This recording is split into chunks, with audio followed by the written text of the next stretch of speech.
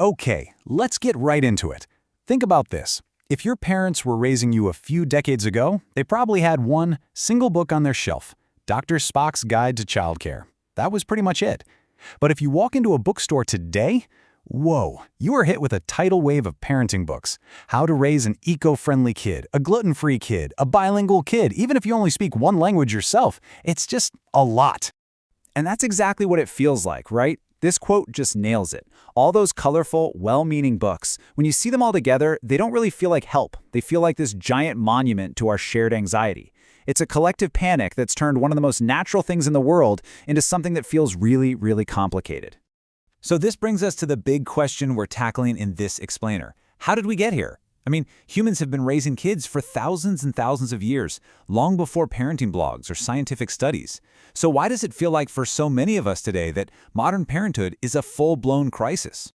Now, I know crisis sounds like a pretty dramatic word, but there's actually a ton of data out there that suggests it's not that far off. So let's take a look at what the research actually says about this widespread feeling of parental stress.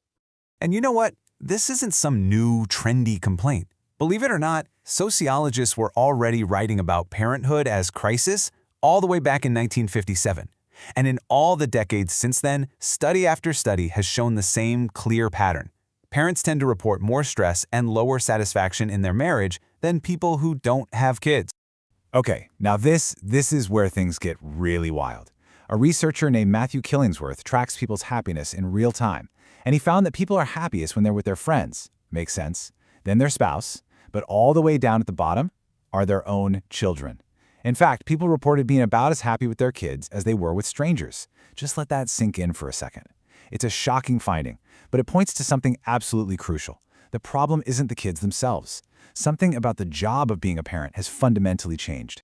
So to really get what's going on, we have to travel back in time a bit, because there's been this huge economic and social shift in what it even means to be a child, which, of course, changes what it means to be a parent. For most of human history, children were basically economic assets. They worked on farms, in factories, in mines. They actually contributed to the family's income. It was a two-way street. Parents provided for them, and they provided labor in return. But then we rightly banned child labor and made school the focus. And in that shift, children became, as one sociologist famously put it, economically worthless but emotionally priceless. And just like that, the entire flow of work and resources reversed. We started working for them. And this quote from a Texas mother, wow, it just hits you right in the gut, doesn't it? It perfectly captures this new reality. A child's work, their school, their sports, their mountain of homework, that has become the parent's second and sometimes third job. We're the chauffeurs, the tutors, the project managers, all pouring our time and money into their success.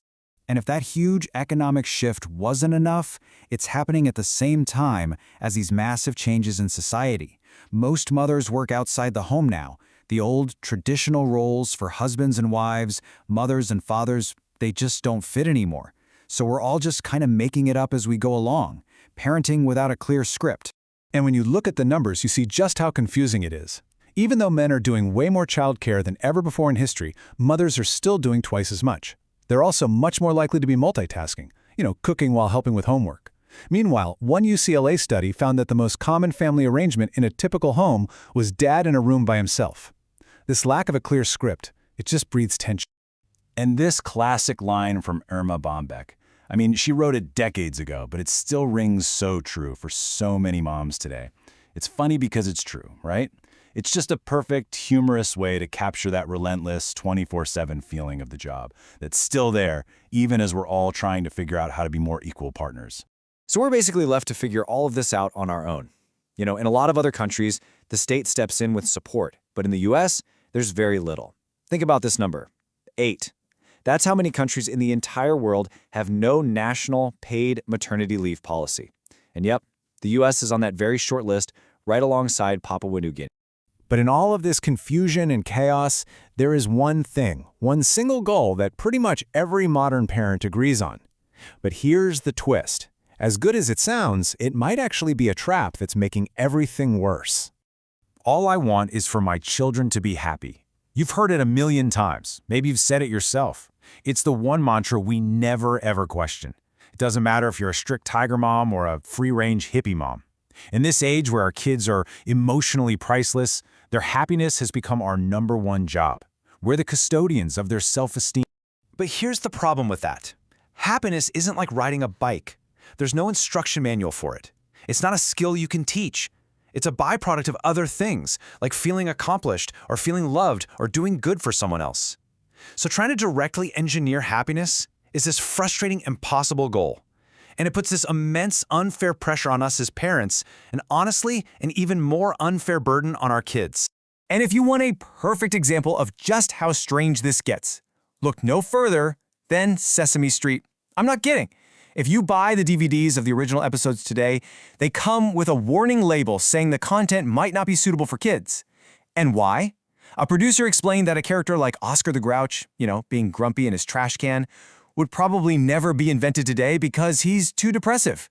We've become so obsessed with ensuring constant happiness that we try to shield our kids from any tiny hint of life's messiness. Okay, so if chasing happiness is a trap, what's the answer? What do we do? Well, maybe the solution isn't to find some new, complicated goal.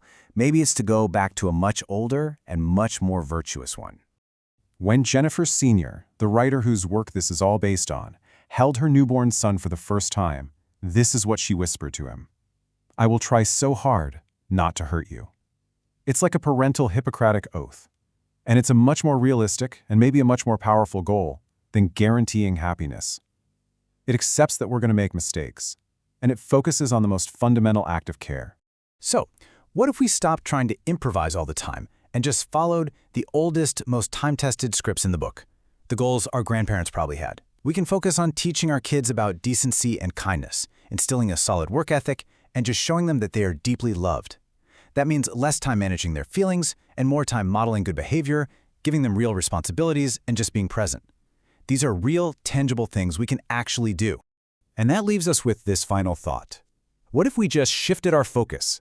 Instead of driving ourselves crazy trying to manufacture happiness for our kids, what if we just concentrated on raising moral, productive, kind human beings, and then trusted that happiness would find them as a natural result of the good they do and the love they feel from us?